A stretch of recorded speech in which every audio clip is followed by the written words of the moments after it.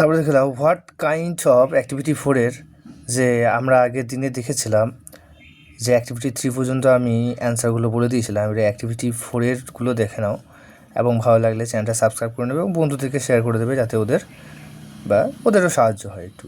ঠিক আছে, কী বলছে অ্যাক্টিভিটি 4-এ? What kind of life does the vagabond want? যে ভ্যাগাবন্ড বা ভাবুকুরে ব্যক্তিটি কী প্রকারের বা কী রকম জীবন চান? এটা একটা লাইনে দিলে হবে না, তাই এটা একটু আমি লিখে দিয়েছি, তোমরা দেখে নিতে পারো যে the vagabond wants a life of freedom in the outdoors surrounded by nature, he only wanting nothing more than the earth as his bed and stars as his roof.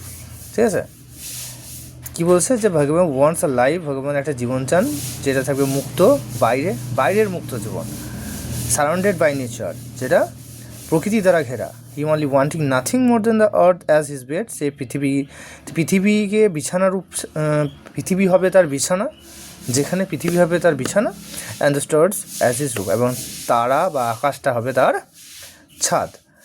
ঠিক আছে, তারপরে বিয়েটা কী বলেছে যে what are the thing that do not interest the vagabond? বলছে কোন কোন জিনিস ভ্যাগাবন্ড পছন্দ করে না। এটা হবে the vagabond not interested in wealth, hope, love or friendship. Vagabond কোনো সম্পত্তি চায় না, আশা চায় না, ভালোবাসা চায় না, ফ্রেন্ডশিপ মানে বন্ধুত্বও চায় না। তার সিয়ে দেখে কী বলেছে? What would the vagabond do when winter falls? যখন উইন্টার ফল করবে, ঠিক আছে, উইন্টার হয়, তখন ভগবানদের কেমন পরিস্থিতি, মানে ভগবান কী করবে বলে উল্লেখ করেছে। তাহলে এটা হবে হি রিফিউজ, ভগবান রিফিউজ করেছে to yield to winter and continues his on the road seeking no warm fireside or haven in road. সে উইন্টারের কাছে বশ্যতা স্বীকার করতে রিফিউজ করেছে, প্রত্যাখ্যান করেছে, এবং সে তার জীবন রাস্তাতেই অতিবাহিত করতে চলেছে।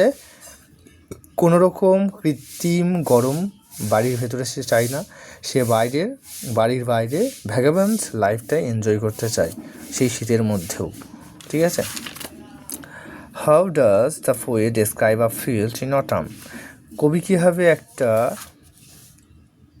মাঠ বা ক্ষেত্রকে, শরতের সময় যে মাঠ বা ক্ষেত্রকে বর্ণনা করেছেন, কীভাবে বর্ণনা করেছেন তিনি এখানে লিখেছেন দ্য পোয়েট, এটা অ্যান্সার দেখে নাও। The poet describe the autumn field as frosty, where the male food or sustenance is found on the field, and the blue fingers, the cold or the sky fingers over the land. ঠিক আছে, তিনি বলেছেন যে শস্য autumn বা শরৎকালের সময় শস্যগুলি কী হয়ে যায়, জমে যায় বরফে। ঠিক আছে, তারপর কী বলছে? Why does the poet repeat the second stanza once again? কেন পোয়েট বা কবি আমাদের দ্বিতীয় স্ট্যাঞ্জা আবার একবার রিপিট করেছেন, পুনরাবৃত্তি করেছেন? কেন করেছেন?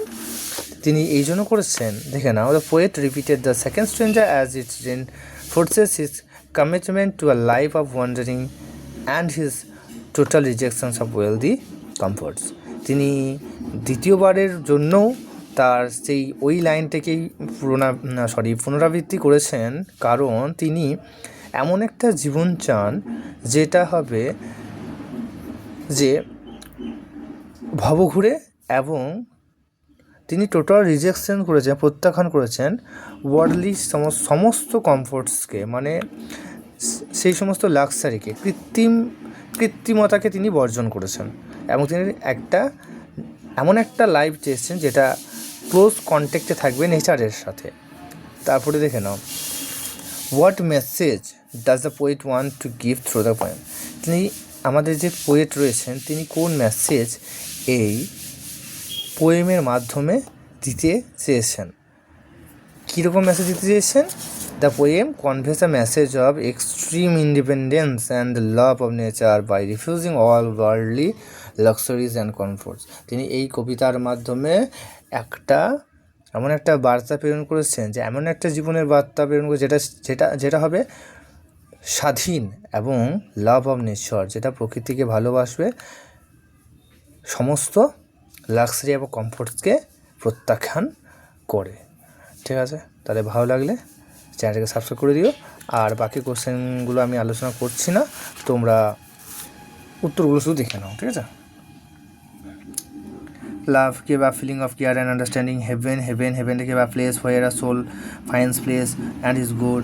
God নাই মনে হচ্ছে তোমার দ্যাট হুইচ ইজ নিয়ার, যেটাকে কাছে অবস্থিত খুবই। লেভ মানে ছোটো ঝর্ণা আসছে, ছোটো নদী বলতে পারো, স্ট্রিম অর রিভুলেট। তারপরে ফ্রস্টি মনে হচ্ছে কভার্ড উইথ থিন আইস, পাতলা বরফে ঢাকা থাকে। ফ্রেন্ড মানে বন্ধু, a person who stands by at all time, একজন ব্যক্তি যে তোমার সঙ্গে সবসময় থাকে, ঠিক আছে? আর আলোচনা আমি এই সমস্ত করছি না, তুমি দেখে নাও।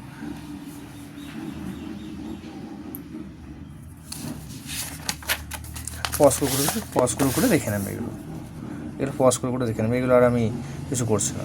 আর হ্যাঁ, এই অ্যাডজেক্টিভটা শুনে নাও, যে অ্যাডজেক্টিভ হচ্ছে তোমার ভার্বের থার্ড ফর্ম ইউজ হয়। অ্যাডজেক্টিভ ফার্স্ট, যেগুলো পার্টিসিপাল অ্যাডজেক্টিভ সেগুলো ভার্বের থার্ড ফর্ম ইউজ হয়, এবং ভার্বের সাথে আইএনজি যোগ হয়। যেখানে দেখতে পাবে সেটাই হয়ে যাবে পার্টিসিপাল অ্যাডজেক্টিভ, ঠিক আছে? তারপরে দেখে নাও পাংচুয়েট করতে বলেছে, মানে এখানে ফুল স্টপ, কমা, দাঁড়িয়ে এই সমস্ত করতে বলেছে। যে না পারো কমেন্ট করবে, আমি পরে বলে দেবো। এটা 10-এটা দেখে নাও। রাম ইজ ওল্ডার দ্যান, যখনই দ্যান থাকবে তখন কম্পারেটিভ মানে ইয়ার যুক্ত করে দেবে। এটা হচ্ছে অ্যাডজেক্টিভ 3টে ভাগ করা হয়, পজিটিভ, তারপরে হচ্ছে কম্পারেটিভ এবং সুপারলেটিভ। দায়ের পরে সবসময় সুপারলেটিভ হয়, মানে ইএসটি যোগ হয়। আর ইজ, অ্যাজ, ঠিক আছে, অয়ের, অ্যাজ এগুলো থাকবে সবসময়, মানে অ্যাডজেক্টিভের প্রথম ফর্মটা ইউজ হবে, মানে পজিটিভ ফর্মটা ইউজ হবে। আর দ্যান থাকলে ইয়ার যোগ করে দেবে, যেটা থাকবে, যে অ্যাডজেক্টিভটা থাকবে তার সাথে ইয়ার যোগ করে দেবে, তাহলে সেটা হয়ে যাবে দ্যান, মানে কম্পারেটিভ। আর দ্যান থাকলে এই কম্পারেটিভ বসে। আর দা থাকলে, দা থাকলে সবসময় সুপারলেটিভ ফর্ম ইউজ হয়, মানে ইএসটি যোগ করে দেবে, লার্জেস্ট। এর দ্যান রয়েছে, তার মানে টলার হবে, বুঝতেই পারছো। আর এগুলো একটু দেখে নাও। বাই, ঠিক আছে? এগুলো পজ করে দেখে নেবে। আশা করি তোমাদের ভালো লেগেছে। এটাকে সাবস্ক্রাইব করে দেবে এবং বন্ধুদেরকে শেয়ার করে দেবে, এবং একটা ছোট্ট করে লাইক করে দেবে। বাই।